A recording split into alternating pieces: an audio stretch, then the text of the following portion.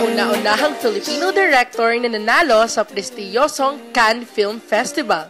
Kilalanin natin siya dito sa Celebrity 10 Bits.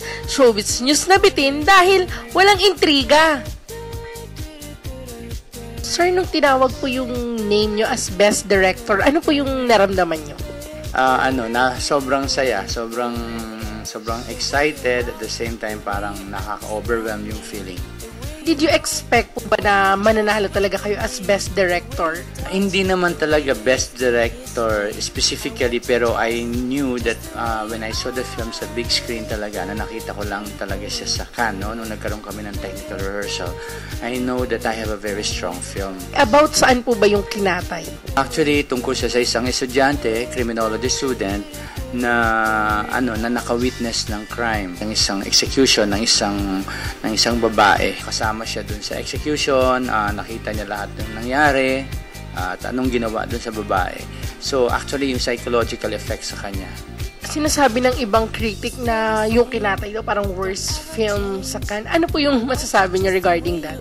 Kanya-kanyang opinion yan, di ba? Kahit na last year isang film ko, sinabi nila it's the worst film daw in Cannes. But the thing is, nakakarating tayo doon, nagko-compete, at hindi alam nating lahat na hindi madaling pumasok sa Cannes. Sa certificate, meron po ba kayong cash prize na nakuha? Walang cash dito kasi just the recognition is enough. I don't think hindi mo naman mabibili yung ganong klaseng recognition. Ipapalabas po ba dito sa Pilipinas yung kinatay? Gusto ko siyang palabas sa mga universities, sa mga different colleges and schools, so I can talk about the film, answer the Q&A after its screening. I think it's better that way rather than show it sa mga commercial cinema. Sir, bata pa lang kayo, pinangarap niyo na bang maging isang director? Hindi naman. Hindi ko alam.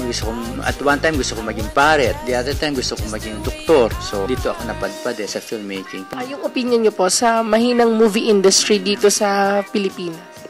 Lahat naman, hindi lang sa Pilipinas, sa buong mundo yan. May recession, may yan. Talagang global talaga yan.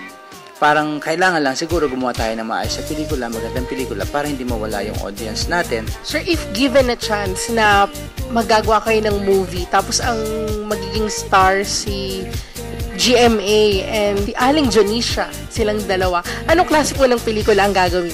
Ang malakambal sa uma ba? Hindi ko alam but definitely it will be a comedy. It cannot be a serious film. Pwede pa picture po? Sure.